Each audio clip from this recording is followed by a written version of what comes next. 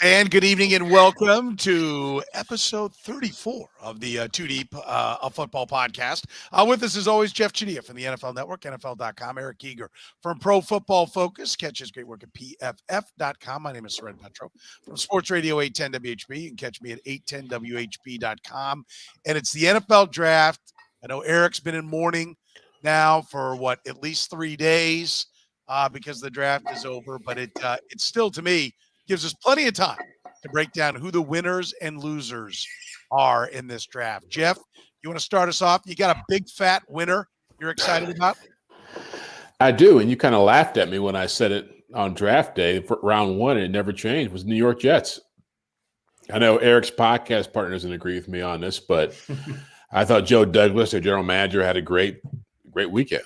When you get – no matter what you think of Jermaine Johnson – if you were to go off what Daniel Jeremiah said, who's a friend of mine who I trust, longtime scout in the NFL before he started working with us, this guy was a top 10 player. So they got 3 of the top 10 players on his board in Johnson, Sauce Gardner, Garrett Wilson at receiver, and then they pick up Breece Hall, best running back in the draft in the second round. I mean, you add that to what they already have in the mix.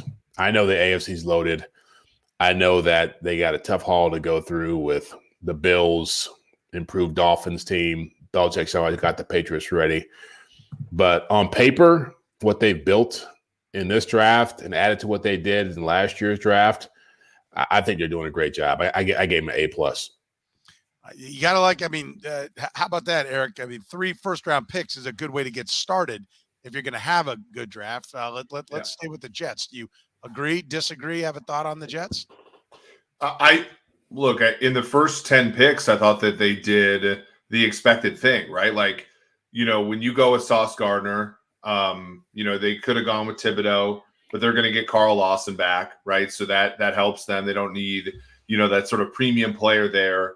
So they go with Gardner. That was a position they were terrible at the last few years, a corner. Tremaine Johnson came over from the Rams and it just never worked.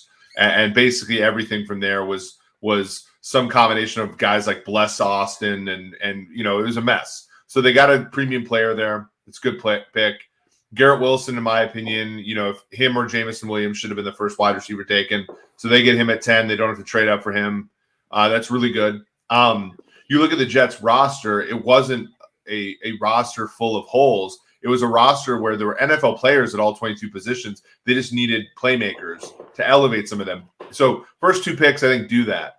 I also think the running back pick does that, right? They go Michael Carter. They have Tevin Coleman. Breece Hall is the best, probably the best running back in the draft. They get him there. Jermaine Johnson is not a player I'm crazy about, but when the Chiefs traded up to 21 and, we thought that it was Jermaine Johnson at first, I was a little irritated. Ends up going to the Jets. I mean, look, like at 26, as Jeff said, I think one of the reasons people thought he was a top 10 pick because he was a top 10 pick on the Jets board. And so people were sort of aligning him to the Jets at 10 and maybe the Seahawks at 9. And he falls.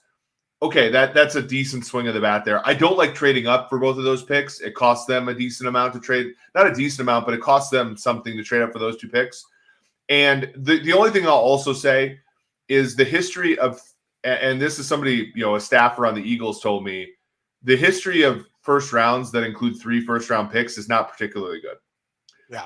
The last, sort of example we have, 2019, where we talk about, fifth-year options, the Raiders went 0 for 3 on their first-round picks. The Giants that year went Daniel Jones, which is 0 for 1, Dexter Lawrence, who is the Odell Beckham Jr. pick. He actually got his 5th-year option extended. And then 30 is our friend DeAndre Baker, who didn't get it extended either.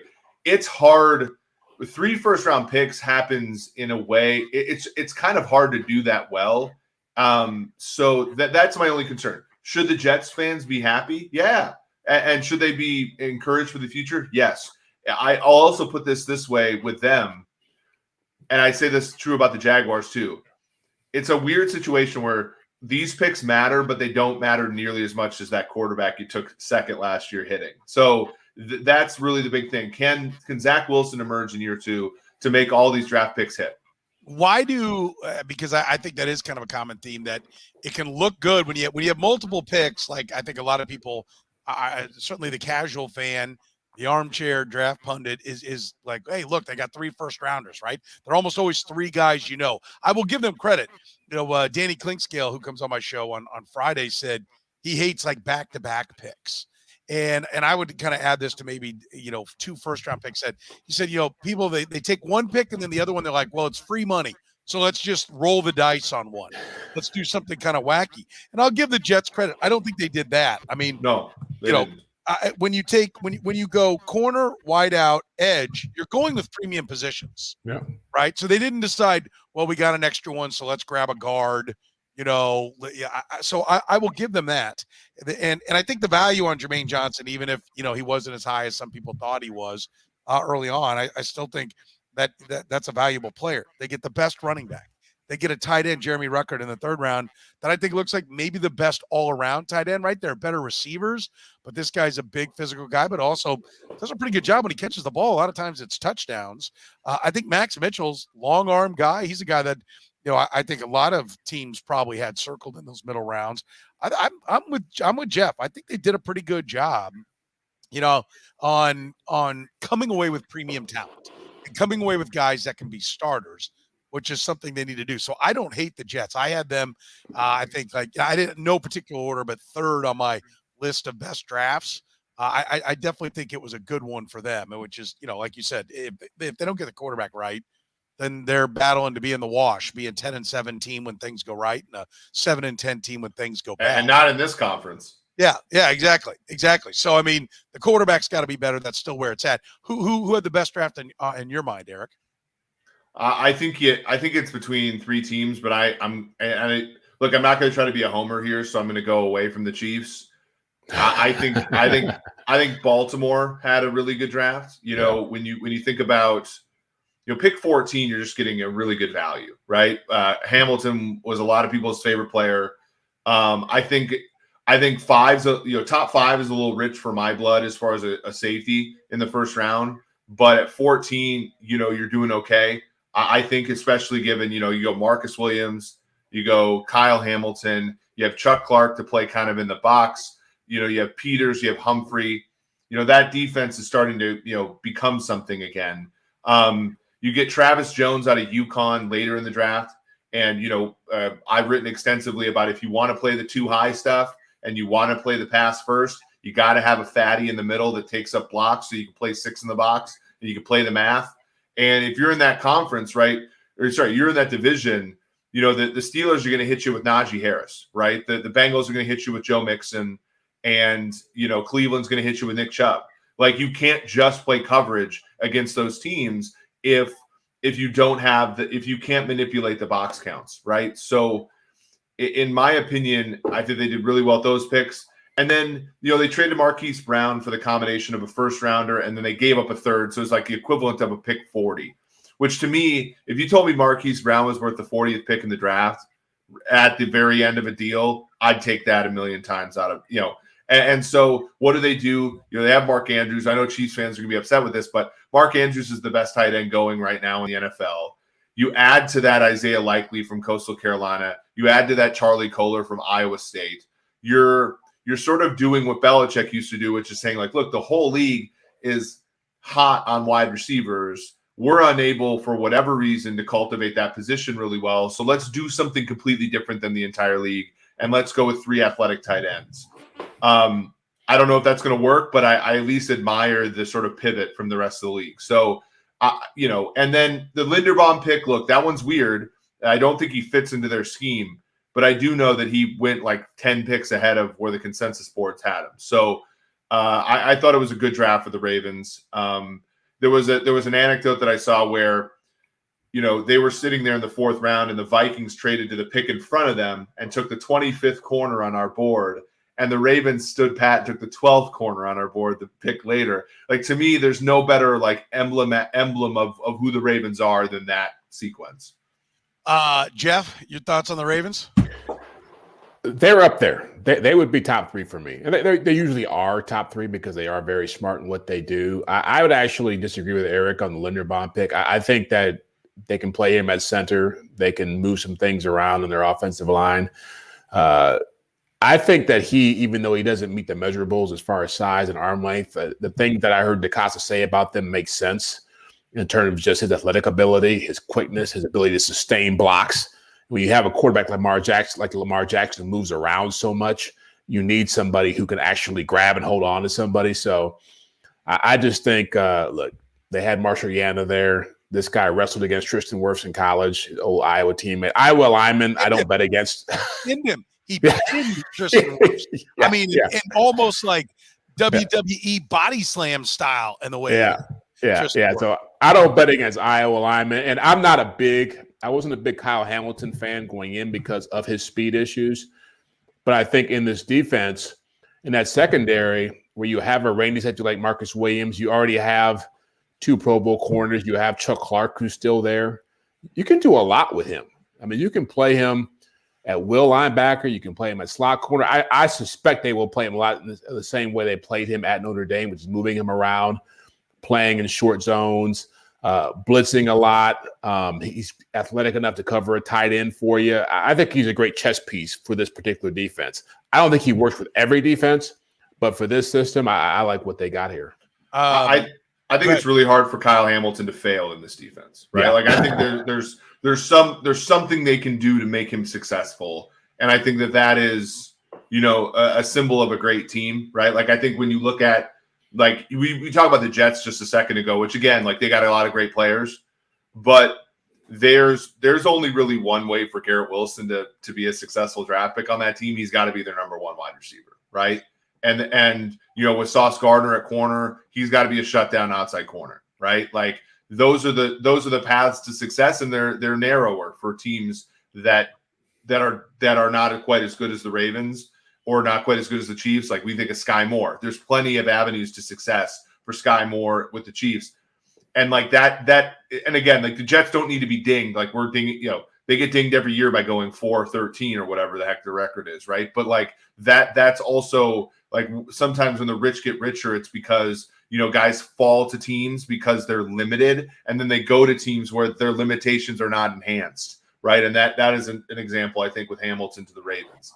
Listen, we know it's a balance. It's when people are like, well, ultimately it's the tape, right? That is true, but there is an element of like that tape is not against NFL players, right? So like there is a marriage of like, do you have the prerequisite, NFL athleticism, and the Ravens always seem to know where that minimum athleticism is, right? And so in the Ravens, I trust. Kyle Hamilton's speed is slow. I'd rather had seen from Georgia, but if the Ravens take him, then he's fast enough, right? The arms are short on Linderbaum, but if the Ravens take him, they're long enough because they're good at this. This is what they do. Yeah. They understand maybe more than anybody. It's a no weakness league. I will say, I think what you said, Eric, about the Jets does apply. It still all comes down to Lamar Jackson, right? Like they do a great job of finding talent, but we know that, and you can do it. They did it with Joe Flacco. You can win a championship without the elite quarterback, and you got to have drafts like this. I adore the Ravens draft. I don't know that I adore any one player. Like I don't, like I said, Hamilton wouldn't even have been the safety I would have taken if I was going to take a safety there. I don't like taking Linderbaum. I don't like taking a center there. Me, Ajabo in the second. They took a punter. They took I would have taken Ajabo in the 4th round. I do love, but then they start hitting on like what I think are great values. Travis Jones. I think Falele that big. I mean, they had Orlando Brown, who was 350 and could only do 14 reps on the bench, and they made him an all-pro right tackle. If anybody's going to make this kid good, it's the Baltimore Ravens. They get a veteran corner, a big college corner, Jalen Armour-Davis. And I love the tight ends. I don't love either tight end, but I love that they took 2 of them because like it's just what they did. They got Mark Andrews, and he wasn't even the highest tight end they took that year. Everybody talks about how they pass on people pass on Lamar Jackson. It's like the Ravens passed on Lamar Jackson for Hayden Hurst. Like they're the classic example of, like you said, it's just the numbers game. And what was the reason the Ravens could do all that? It's because they had 6 4th-round picks. Yeah, like that doesn't happen on accident, you're right about Lamar. You're right about Lamar in that but it's different than the Jets, right? Because when Lamar has a bad and look, I think Lamar Jackson carried that team for a few games last year, but for the most part, he struggled last year for him, and they still went 8-9. In a year where he was injured half the time. They were 8-3 at one point. Yeah, they were 8-3 at one point. I think that the big thing is for the Ravens, the hitting on Lamar is the difference between being a 500 team and being a Super Bowl champion. For the Jets, hitting on Zach Wilson it's weird. Hitting on Zach Wilson is probably the difference between where they've always been and that first step. Right, the first step we talk about, that it's easy to go from 4 wins to 9 wins. The Baker Mayfield, theorem. It's a lot harder to go from 9 to 13 wins. And the Chiefs saw that too with Alex Smith and then Pat. It's like for the Ravens are already, by their very nature, by coaching, by the roster, by general manager, all that, they're 8 or 9 wins, almost table stakes every year. Lamar's the one, and they're going to be that way no matter what this draft does. If Lamar doesn't succeed, if Lamar has success, they're a 14-win team, and then that's kind of where they put themselves. Yeah, and by the way, I'll mention they threw 2 shots at the cornerback position, knowing they'll probably be able to find the diamond in the rough and coach up. The other one won't, but they took 2 shots at cornerback to make it premium. And I'm going to tell you, I think Tyler Beatty and Jeff and I are based in Kansas City. For those that I know, we got people listening literally all over the world. Tyler Beatty at Mizzou is just 2 hours away, and I cover Mizzou and talk a lot about him. I think he's a steal, right? I get where he's at. Like, you don't take running backs. We had do you know who the last running back to go 1-1 was? And who will, I'm sure, be the last running back? Chadiha Carter. Yes, Chadiha Carter. So nobody goes up high, but Tyler Beatty in the 6th is a steal. I get why he's down there, but we know they had running back problems last year. So they grab a guy that I think is going to be really good for them and get that. So even in the 6th round, I think they get values. And so, like I said, there's not one player I adore, but you look at that whole package and you see why the Ravens win all the time. I think it's a mutual fund of players. Yeah. I think and we talked about the Chiefs on our Red, Gold, and Bold podcast, so I don't want to just go through it. I think the Chiefs had a great draft. I think the Ravens had a great draft. I think the Jets, closer look. I think Jeff's right because I like, the other guys that they went to as well. What do we think about the Lions draft? Because I like the Lions draft. And again, and I'll give you another one that's an off-the-radar one just for the discussion point of things. But Aiden Hutchinson, not only is it great to sell tickets, but I think he's the right football player to take there. Jameson Williams at 12, they go up, they're aggressive. They get the top weapon out there. I think Josh Paschal adds. Now your defensive line starts to get. He's a very versatile piece. I know the new chess piece. That's Jeff used that one.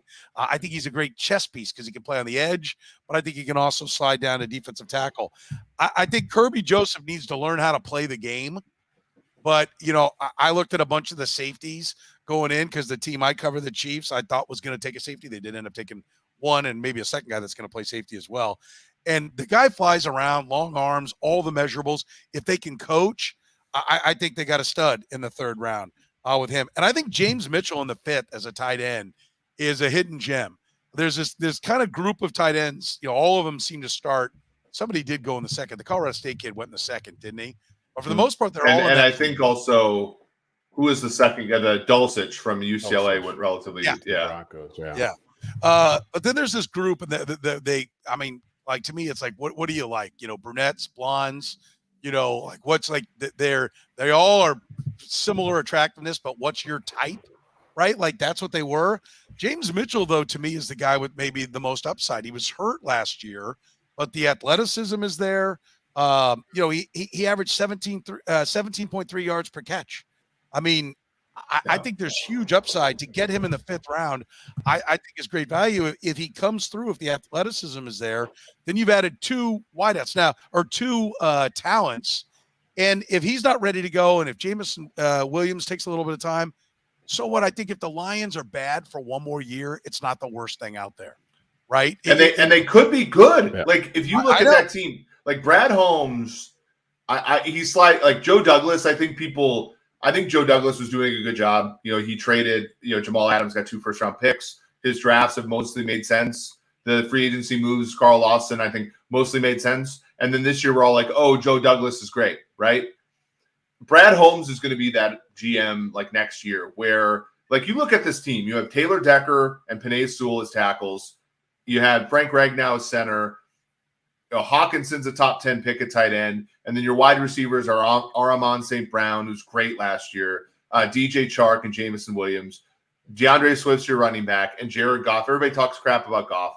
Goff made a Super Bowl. Like Goff is like in that Kirk Cousins area where you can win with him, not because of him. And then on the defensive side of the ball, Amani Oruwariye had 6 interceptions last year. Jeff Okuda is a top 5 pick. Aiden Hutchinson's a great talent. Like this team is not that far away. The NFC is ass. Like they could get into the playoffs just by not being the worst team ever. And their schedule, like take a look at it. I'm giving away betting advice to everybody. I know, Jeff, at the NFL, you gotta hold your ears here.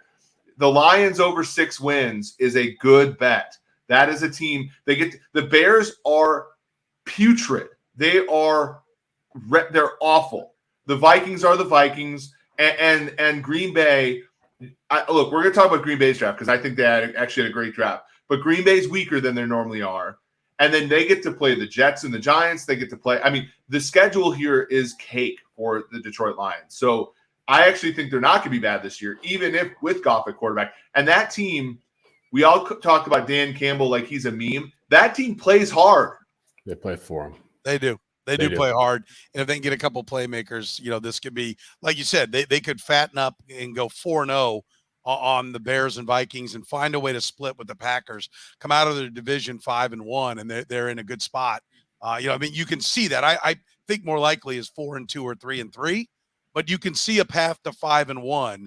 And if that happens, that's a hell of a leg up on trying to steal a playoff spot with the extra spot now that's out there. Let me give you some names that and you tell me which one you want me to defend. I actually think the Bears draft was okay. It was limited in what they had picks wise. The Seahawks draft, who are a notorious turd drafter, wasn't bad. The Bengals draft I liked a lot, but mainly because I'm in love with. But it's like the anti-Ravens. There's 2 guys I love in the Bengals draft, so I'm high on the Bengals draft. I didn't think the Vikings draft was that bad, and I think the Cowboys amazingly take all the obvious choices, and it always works. Give me one you want me to defend out of that group. Seattle is. I want you to defend. I like Seattle's pick. I like Seattle. Or just that you want to comment on. Yeah, I thought Seattle was quietly very good. I know Charles Cross was the 3rd best tackle, and people can nitpick at some of his flaws, but again, he was a top 10 pick in this draft. I think it was a savvy move to start building that offensive line back up. I like Boye Mafe in the 2nd round. I love Kenneth Walker. I think he's a phenomenal running back. I talked to people who went to his pro day and loved him there. The only thing he doesn't do well is catch the football, but they're not asking their running backs to do a ton of that in that offense. So I look at it like they're getting back to basics. They're getting back to what they do well, which is building up their trenches, getting running backs in there who can run the ball. I don't know what they're going to do at quarterback, but I don't think you have to have a phenomenal quarterback with the way they want to play football. So I totally agree with you on that one. Kenneth Walker was maybe a top 5 player overall in college football last year. And I know that he's not, that the issue that I have is like Rashad Penny was amazing last year. He averaged 6 points. That's my least favorite part of their draft. And I agree with you, Jeff and Eric. I think he's a marvelous player. But how many MF times do they have to take a running back high before they realize that that's not the path? Are they the only one that doesn't have NFL Network, that doesn't have a subscription to PFF.com? Because, you don't have to look very hard to hear, don't take running backs early. And it's like the worst. And I like the player. And that's why I like the draft, because the pick that I think is the worst pick they made is still, I think, going to be a good player. Mm-hmm. Right? Like, I just think you could get a run. Like I said, I like Tyler Beatty. Like, you give me 2-1 odds, I'll take Tyler Beatty. I like Jerrion Ely, the undrafted guy that got to the Chiefs out of Ole Miss. From Ole Miss. Yeah. I will. If you give me 2-1 odds, I'll take Beatty to have more career scrimmage yards than Kenneth Walker. Rashad Penny until last year, a 1st-round pick, had like less than 1,000 career yards.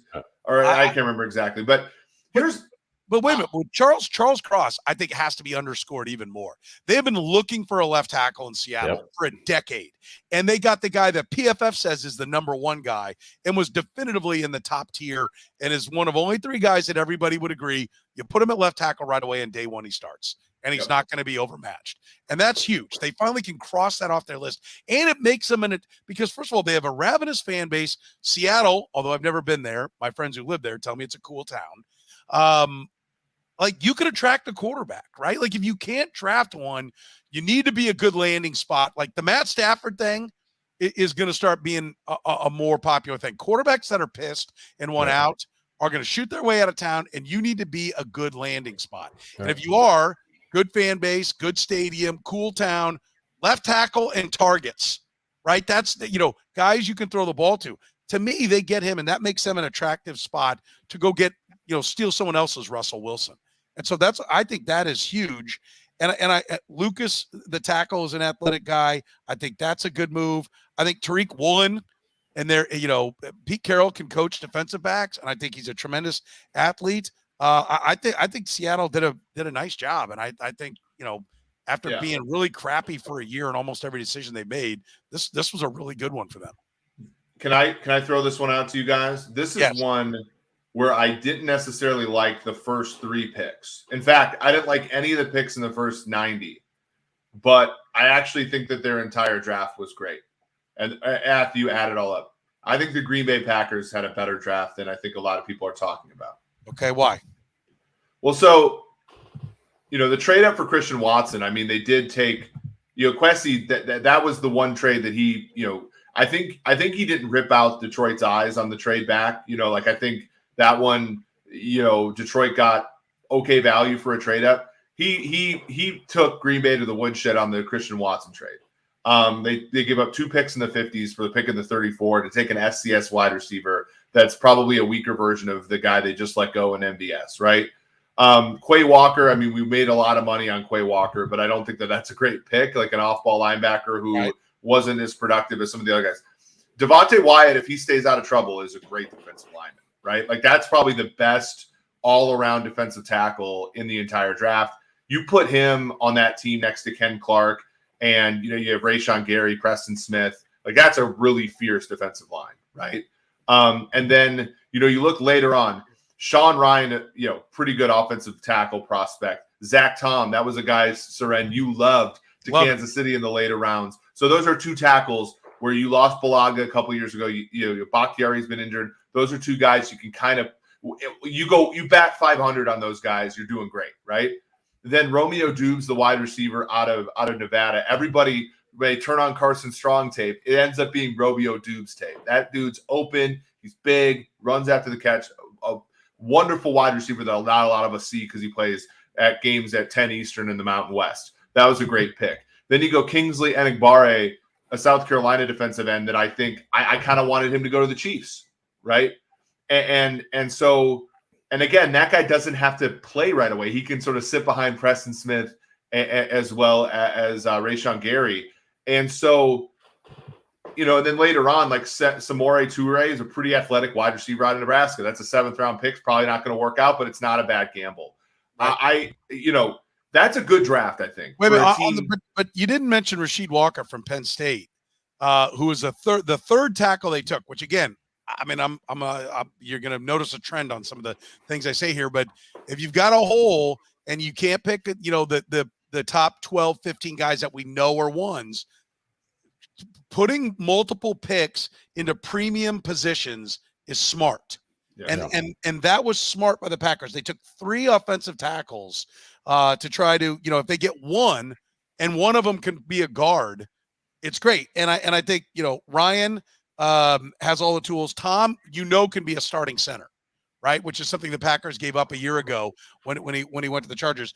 He played left tackle. I mean, he could be just, if nothing else, just your utility guy that can play anywhere, but he can be an NFL starting center. And he played really well at left tackle. Like a lot of people that I would talk to. Dude, he stonewalled. Was that our guy Jermaine Johnson that he just absolutely like stonewalled that whole game? Like, yes. That again is, and again, I like the draft. Real quick to finish. And Walker, what was a huge talent that just kind of like, I don't know what went wrong, but he just didn't live up to it. But if you've got the coach that can unlock that talent, I mean, I love that for the Packers. I'm with you. I hate their first 2 picks, right? I don't think a team like the Packers needs to be gambling on a guy who had, issues that are the kind of issues that get you thrown out of the league in Wyatt up there. And I think Quay Walker, he's not going to get after the quarterback, so I don't know why you're taking him that high. But I think you put it perfectly. Like, I don't love what they're doing up high, but overall, I think there was some smart moves in their draft. When Walker's exactly the linebacker that if you're a great team and you can, and I don't know if this is true. This isn't really true about any team, but let's assume let's assume this premise for a quick second.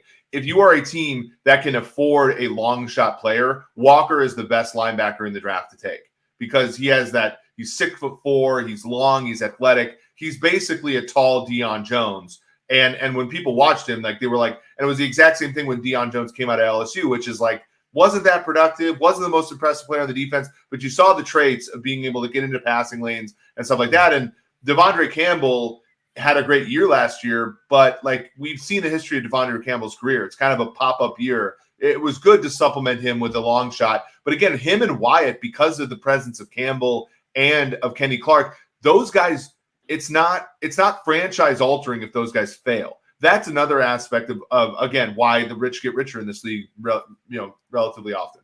But we had the Packers on the list, Jeff. Your buddy Aaron Rodgers, right? Yeah. Is he going to be okay? He got protection. My buddy. We can like what all's going on there, but is it enough to take a second-round receiver in Christian Watson, which when they traded up, by the way, we all knew was going to be wide out because it's almost like they went, wait a minute, we forgot Aaron wants a wide out. And then it's nice to hear what Eric said, if you're a Packer fan, about Dubs or Daubs. How does he pronounce it? I've been calling it Dubs, but that, Dubs. Okay. Whatever. Yeah. Is that enough that you're going to have happy Aaron Rodgers? Because immediately, I think it was Friday morning, there was a story out, and I don't remember where it was, but somebody had a story of Aaron Rodgers saying he was surprised by the Devontae Adams trade. Yeah. Why does that come out? And somebody said, well, that came from the interview with Pat McAfee, and he was asked about it. And I'm like, yeah, the timing, like if you think he doesn't tell Pat McAfee, hey, ask me about this before he goes out there, then I think you're clueless. Okay. Is he going to be okay with that draft, Jeff? Well, I saw the interview he did or some of it, and he seemed to act like he was okay. I think the things Aaron Rodgers wanted, he's getting now, which one of them was more money, obviously, but 2 was more access to the front office and more say in decisions. And so I almost feel like they assuaged him back when they brought in Randall Cobb. And I think there's almost like an unspoken agreement that if there are players out there, veterans that he likes, that he will push to get them and they will make an effort to get those players in. So I don't know if he's as wedded to the draft at this point as he might have been a couple of years ago when it was always like, you guys are getting me the tools I need, blah, blah, blah. End of the day, young receivers or rookie receivers don't do much in this offense with Aaron because he doesn't trust them as much. And so while I do think that being able to get one of the star receivers who went early would have been great for them, I also feel as if they weren't willing to do what Detroit did and make a huge blockbuster trade to get into that conversation. And I think that Aaron Rodgers is smart to know that we've taken second-round guys. As much as they complain about him not having first-round receivers, the guys who've been second-round picks have done pretty well there for him. So I think the bigger concern is what's in the room, which is what? Sammy Watkins, Randall Cobb, Alan Lazard, and Robert Tonyan. Like, that's not going to get it done. And so, yeah, and maybe you're hoping Odell Beckham can be a player for you, but he's coming off an ACL tear. I don't know what's out there that they can turn to now to get this better. And so, yeah, do I think that they are going to still be a good team? Yes. Will they win the division? Yes. Will they win a championship with what they got right now in their passing game? No. Okay. I'll give you one more draft, and if anybody's got another one, feel free to fire it out. But I love Daxton Hill and Cam Taylor-Britt, the first 2 picks of the Cincinnati Bengals. They needed secondary help. They were piecing it together last year, and they got 2 heat-seeking missiles that are kind of the safety corner hybrids, which are all the rage in the league. They're bigger corners, but they will also come up and lay a thump on you. And I like the measurables of Cordell Volson as a guy that can help them along the offensive line. So getting coverage guys, the rest of their draft, I don't have much to say. Like I said, this is kind of my anti-Ravens draft. I like it for the exact opposite reason. But the top 2 guys, I think throwing those 2 guys into a secondary that needed help was a smart move. And I think they got good value. I don't think they really reached on them. And I think they got guys that are going to help them. I think this draft was good. It was a strange draft because a lot of teams did really well. I think you mentioned the Eagles earlier. I think you did in that list of 5 teams. I thought that they've been underrated in what they did. Because I think you have to add A.J. Brown to the mix, getting that guy in, adding him to your offense with Devontae Smith and all those weapons around Jalen Hurts, Quez Watkins, and Dallas Goedert. I think Jordan Davis is going to be a wrecking crew in the middle of that defense. I think if Nakobe Dean is healthy in the 3rd round, you've got a pretty good linebacker and a guy who's going to be a thumper for you for a long time. And look, I can't let this draft competition go without saying the Patriots just mystified me with what they did. I mean, that was like the most bizarre, hands down worst draft easily. We haven't gotten to the worst. I mean, they're right there at the top. I will say this before we leave the Eagles. Calcaterra, the tight end, if he hadn't had concussion problems, is a guy that would probably have been the first tight end taken in this draft. I mean, I think they get a steal. Right now, listen, if he has concussion problems and he retires again, which he did, and headed off to be a fireman before coming back to football, they took him at pick 198. I mean, there's nothing but upside. That's where you take guys like that. So I do like that. All right. Nobody else has any of the pros, the ups. Okay. What the hell? Is Bill Belichick lost his mind? Has he gotten old? What is that draft, Jeff? Yeah, look, maybe 5 years down the road, we'll sit back and say, man, he really nailed this and he saw things that we couldn't see. But all I'm seeing is just a disaster. I don't know how, one, you need cornerback help, and Trent McDuffie's sitting there at 21, and you trade out and let the Chiefs take him. Then you take a guard that most people had as being a mid-round pick, a third-day pick. You take a receiver with your 2nd pick out of Baylor, you've never had success drafting receivers. You get a corner after that, but it's just like it was just sort of like, what is this? Like you need to make some big swings here and make some big moves, and to take a guard out of UT Chattanooga with your 1st pick in a division where you're already chasing a potential Super Bowl team and a team in Miami that's greatly improved. That's what you do with your 1st pick. Look, I see why Sean McVay and Les Snead were laughing all the way across the country. It's crazy. Shout out to our friend Sean for the strange joke in the comments. Also, somebody who has taken my Andrews comments and said that I'm completely discredited from here on out, even though Andrews was pretty freaking good last year. The thing that I actually saw Mike Lombardi on the Vegas Sports and Information Network talking about how, hey, did you watch all the players Bill did? And, by the time it gets to April, Bill's watched 500 players and all that kind of stuff. And I thought it was pretty rich because he was on a betting network, right? And he said, if I was on your show, Petro, and you're like, hey, what number do you make this Chiefs Colts game? And I say, well, I like Colts -7, and the Chiefs are actually 7-point favorites. And my response was, well, I've watched way more Chiefs football than you have, right? Like, I think that there's more, like, I have to come up with a better reason for being 14 points off on a game that look, and the draft isn't as sharp of a market as like a pregame, like betting spread for a football game, but like the consensus mock drafts do pretty freaking well. Like if you average, hundreds of people, and I know Arif, who's my friend, he also takes people within the league who will give him their draft boards anonymously as well. So there's a little bit of that baked in too. If you take a guy 100 spots higher than where he's marketed, like that's just bad process, right? That's just buying a Ford Taurus for a Porsche price. And the Taurus could be a great car for you, but it still doesn't matter. Like it still doesn't make it good, and the same thing, like the New England traded up with Kansas City, which is you were the first team in the history of the league to trade up with Brett Veach. So like that is a different process. Then you take a wide receiver that none of these teams were taking. No. Pittsburgh was taking Pickens. The Chiefs were taking more. There was another pick in between.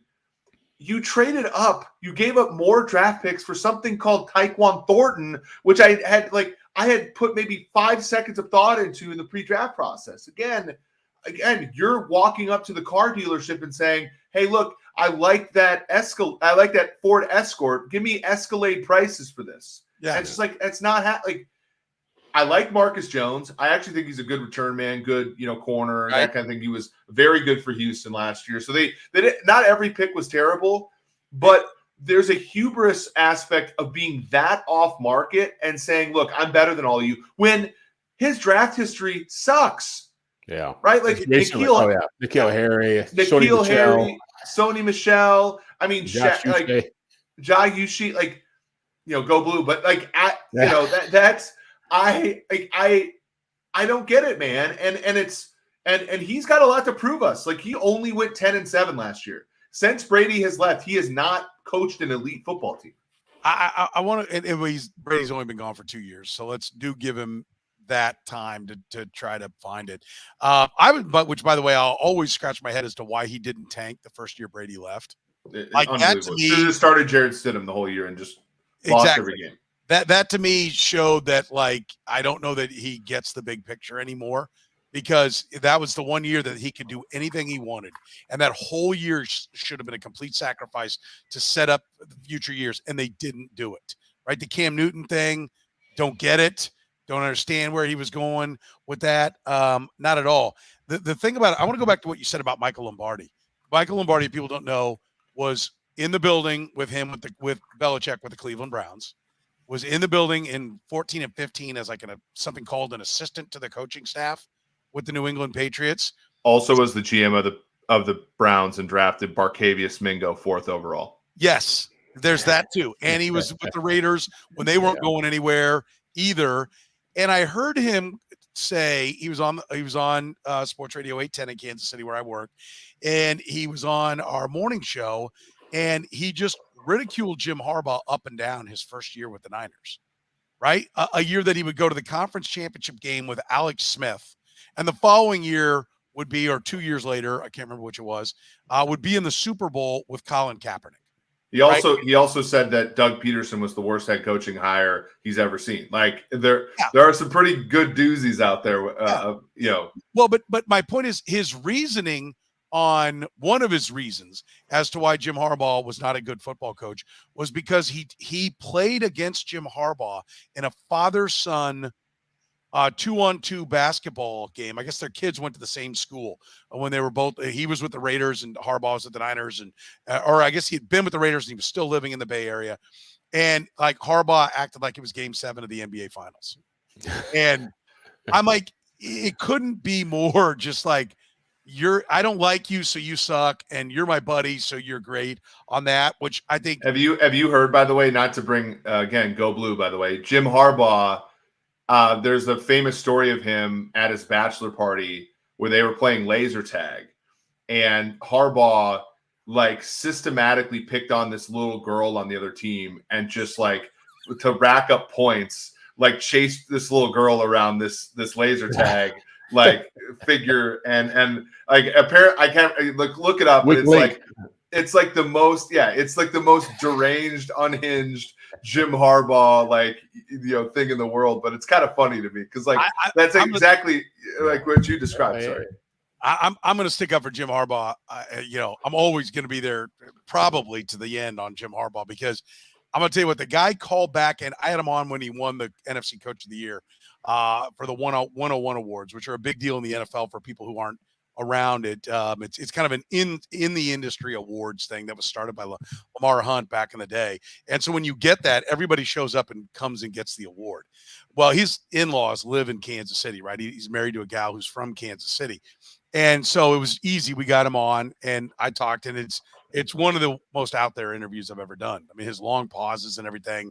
I mean, it's famous for when what's his name from Fox interviewed him and lost it. God, who's the big guy on Fox now? Used to be at ESPN.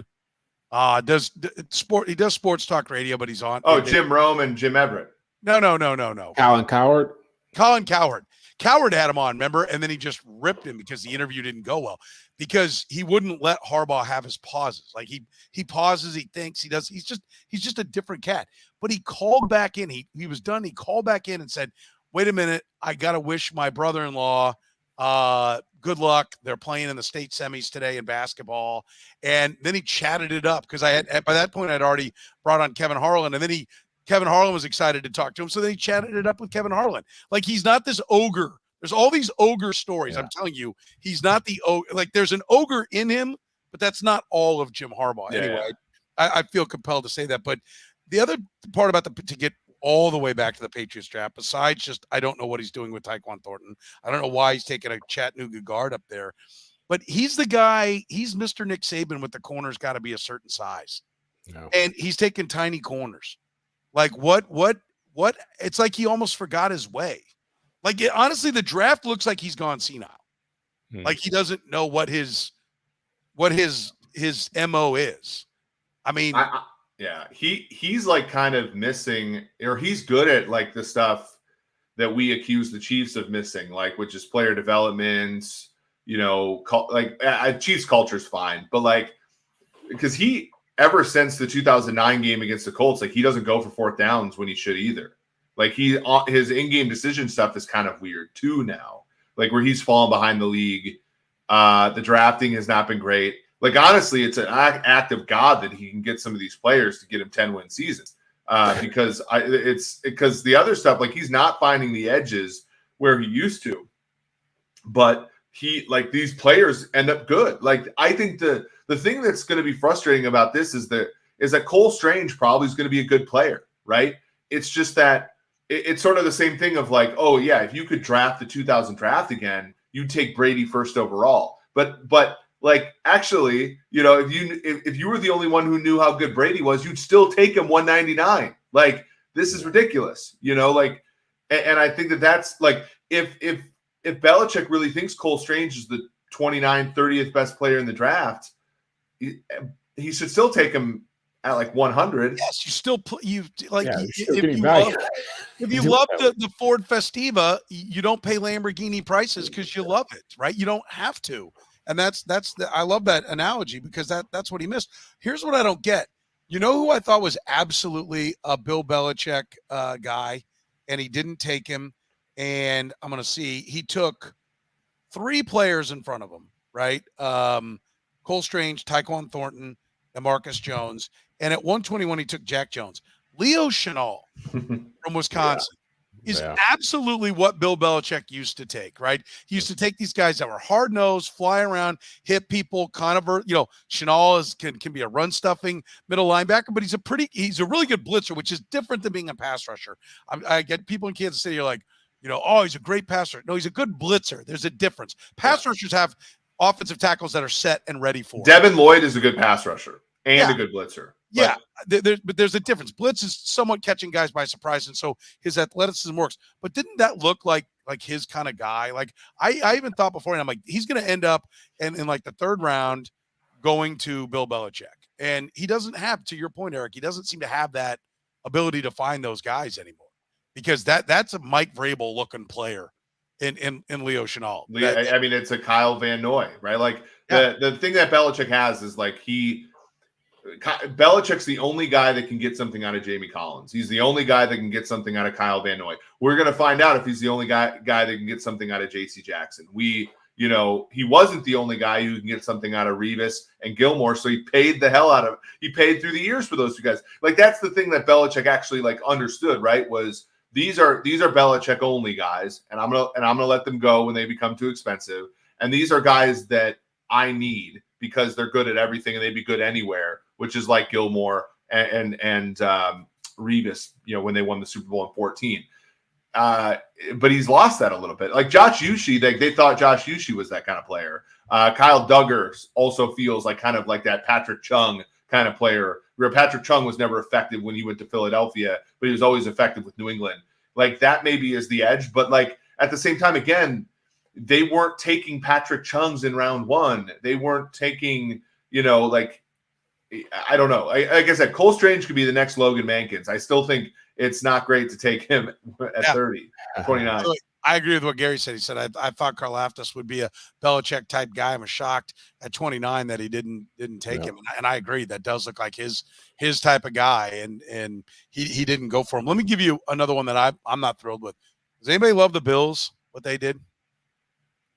I'm a fan of the Bills draft, actually. Really? Kyer Elam, James Cook. I mean, you've got to ding. I know you love the Bills organization, and you are constantly waving their banner as a smart organization, which I think that is bared out, that they've obviously done a lot of things right.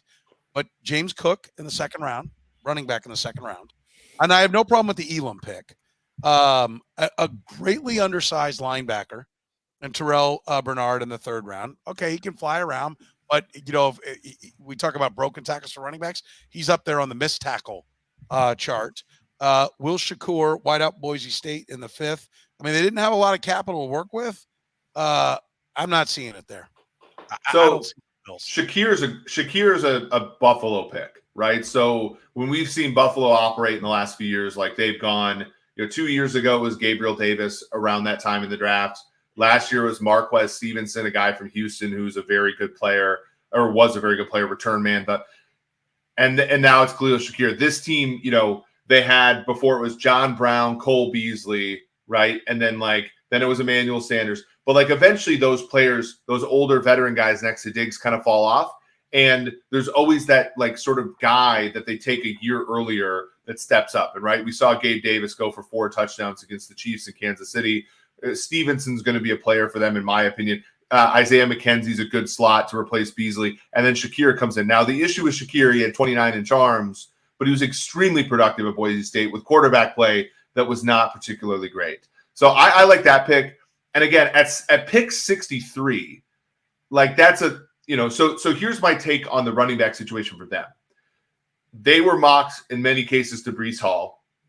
They, for a long time, have taken running backs who are tackle breakers because analytically tackle breaking and yards after contact is the most translatable skill from college to pro. So that's why they took Devin Singletary, who ran a 4.65, and that's why they took Zach Moss, who ran a 4.65, because they could break tackles. The problem is this Buffalo team, because of Josh Allen's ability to run the ball, their offensive line, much like the Chiefs, because linebackers sit still against them, play on easy mode. And so Moss and Singletary were leaving plays on the field because they didn't have the athleticism to break off plays. James Cook averaged about 9.5 yards per carry on perfectly blocked runs. And so I think that he's like a piece of that offense that can take advantage of the unique things that they do. 63 is a little rich, but I do know that he was in the, so we talk about James Cook was right, or the Chiefs Cook that they took at safety. Brian, the Chiefs were basically coin flipping between him or James Cook at that pick. So that was the market spot to take him. It is a little high, but again, it's almost a third round pick. I'm not as offended by that. And I think the Elam pick is buying low on a corner who would have been a top 15 pick if he didn't play last year. Jeff, are you in on the Bills or out on the Bills? I'm fine with him. I mean, I don't hate it. I don't love it. I think where they're at as an organization, I think they're just trying to fill needs down the road. It's nothing they did in this draft is going to determine what happens to them this year. I think Elam is a good player. I think that he was a guy who fits what they want to do. He's long, he's physical. But I think everything else, they're at that point now where it's just they got what they need in the locker room to win, on the roster to win. They just have to go win now. Yeah. Let's talk about some of the trades that went on. A.J. Brown to the Eagles. Jeff, who got the better of this deal? Well, I thought the Eagles did. I mean, I think the Titans were in a bad spot. And I think what they ended up losing, it's hard to imagine how Ryan Tannehill can be an effective player losing A.J. Brown. But I think Philadelphia taking a big swing here and landing a receiver who I think is a different mold than what they already had, which is what I like about this pick. They have guys who have speed. They have guys who are crafty and shifty and all that stuff. But they have a big guy who can win jump balls for you, 50-50 balls for you. I think a quarterback like Jalen Hurts needs that kind of player. It's almost like having a second tight end to a certain extent because he's so physical and he's so dominant. And he's got the speed to make plays down the field that he opens up so much for them offensively. And I was shocked when it happened because I thought there's no way of all the guys who would get traded, we thought it'd be Deebo. And so for him to get that deal, for them to make the deal and for him to get the big money from Philly, I give credit to Howie Roseman for recognizing, and I said this last week when we talked about receivers getting traded, I said the only time it really makes sense is when you have a young quarterback like a Patrick Mahomes early on in his career, like a Josh Allen, like a Kyler Murray. You bring in a guy like that and the offense just opens up in all kinds of different ways. So I think the Eagles made a ton of ground and became a legitimate threat in the NFC East with that one move. I think they better win now because I think the cap's starting to look pretty ugly pretty fast for the Eagles after this year. I'll say that. I think they need to win now. Why didn't it work in Tennessee, Eric? Is it just simply a matter of Tennessee has their analytics and they said the receiver's this good and that's the number and we're not going any higher? I think if Tennessee had analytics, they would not have paid Tannehill in the first place, right? So, I think that's the – So don't be blaming us math guys for this. All right, because we wouldn't be in this hole.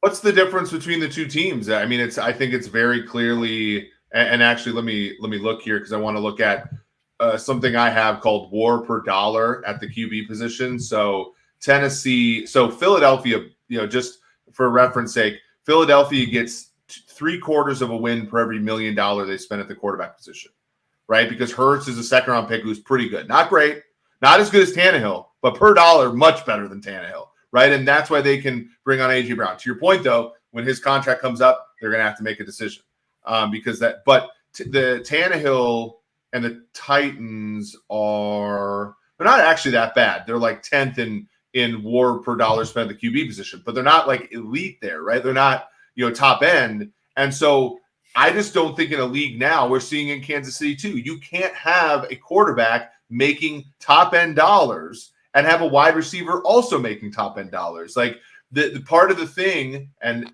we saw it in Green Bay too, part of the thing about being a highly paid quarterback is to be able to elevate players who don't make that much money at the wide receiver position.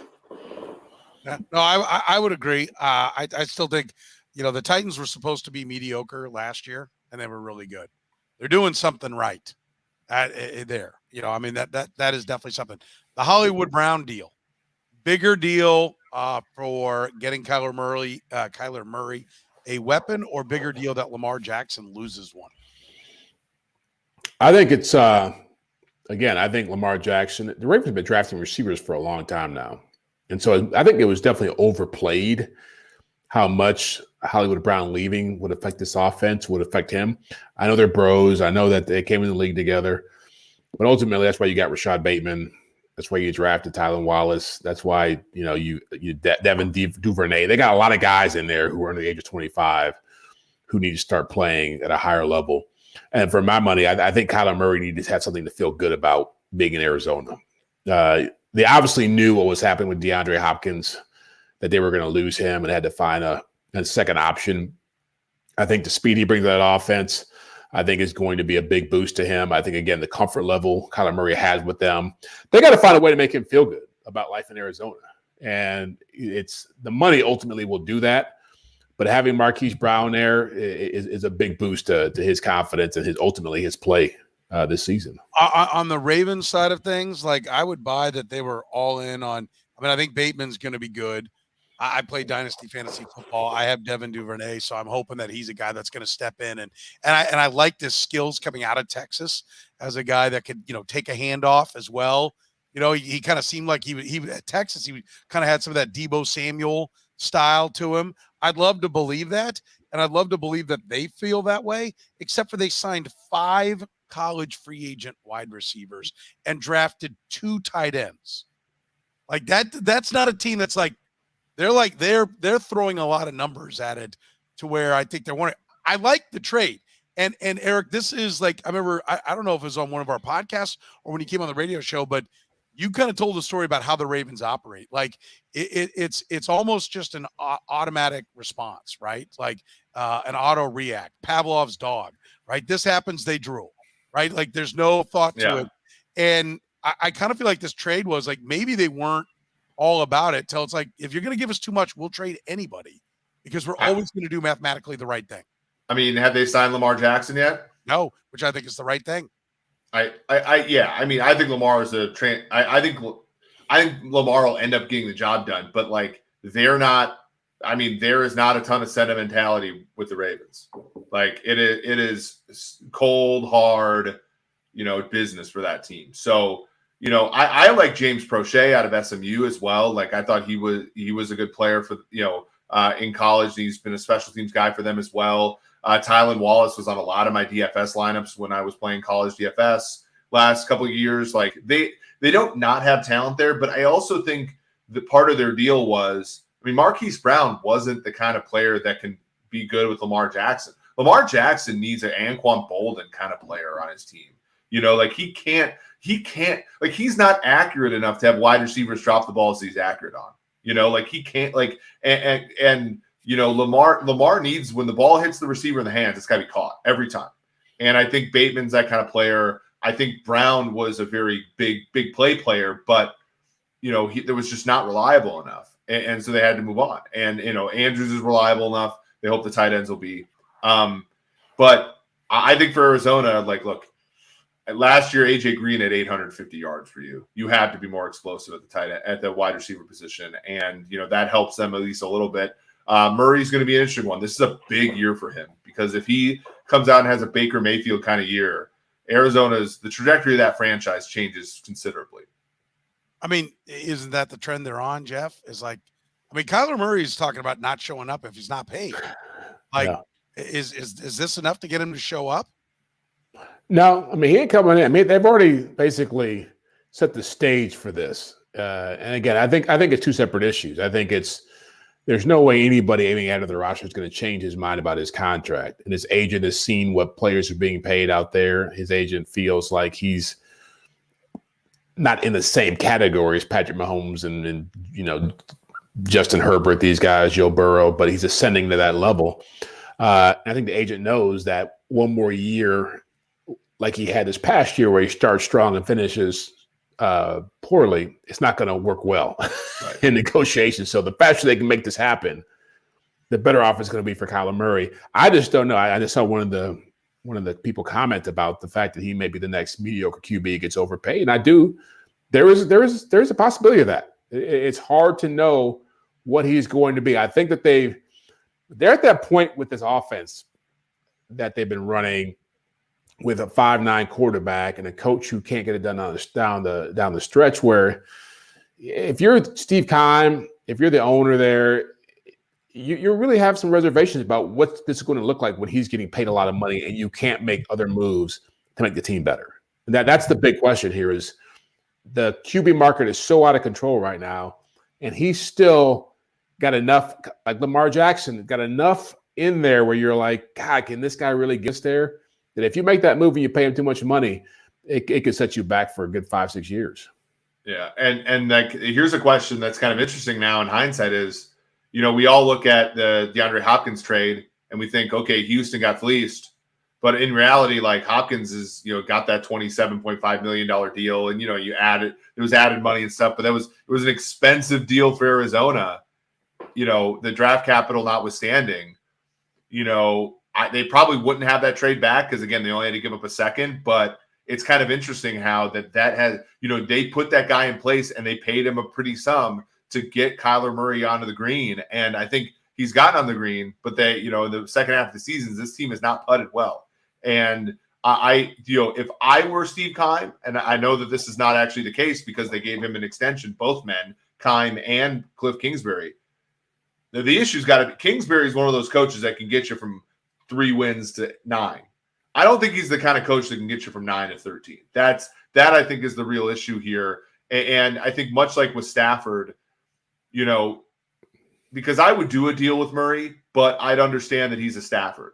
That like the situation's got to be really good, and then he can hit on it, right? He's not a Tannehill, he's not a Cousins, he's not a Carr. He's a Stafford, which is kind of in that next range where you put the perfect thing around him, the guy can win a Super Bowl. But like he's not gonna elevate his play above and beyond the situation. Well, and it's also I'm sorry, but the timing of this too is important because just like with Kirk Cousins, if Kirk Cousins goes to Minnesota at a time when Tom Brady's not in Tampa or Aaron Rodgers not in Green Bay, whoever, it's like Drew Brees in New Orleans, and you got a better chance of making this work. But the way it's playing out for Kyler Murray, the next couple of years, well, Tom Brady's still going to be around. Aaron Rodgers is going to be around. You still have 2 teams in your division that are better than you.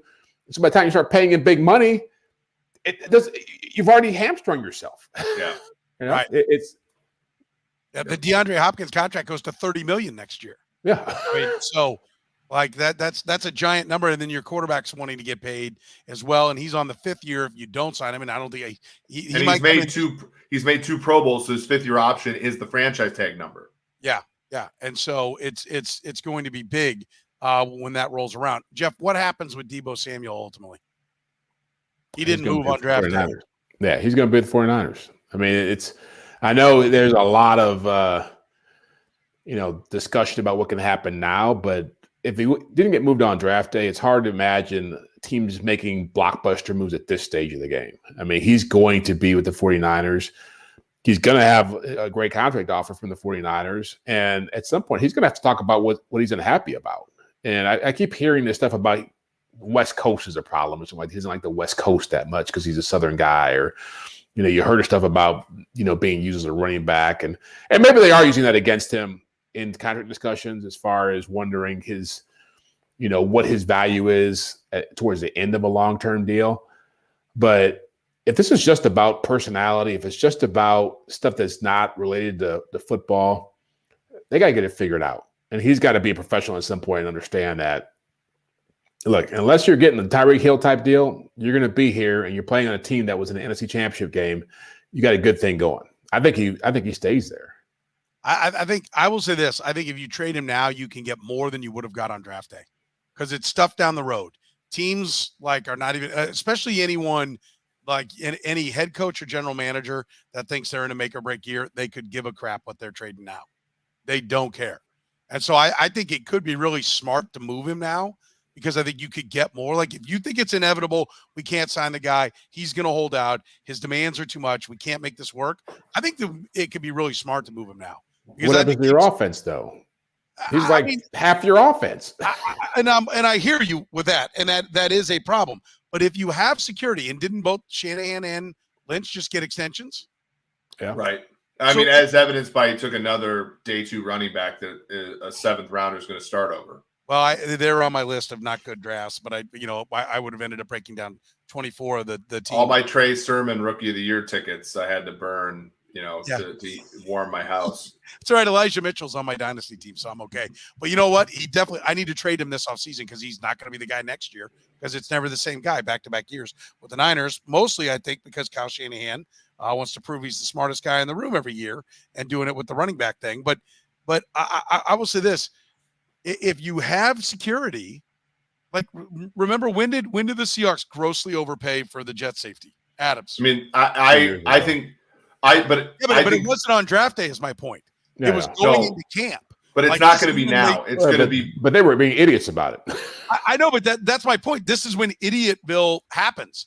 Is teams get into camp and they're ready to go, and the draft seems like a million years away. And so, piss on these draft picks. Here, whatever it takes to go get this guy, because this is our final piece. Like if you walk it right up to training camp, I think that's when you can get the most for a guy because nobody's really.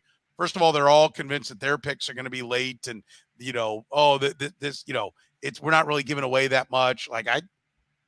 We get him, we're going to be in the conference championship game. That pick's no higher than 28 or 29.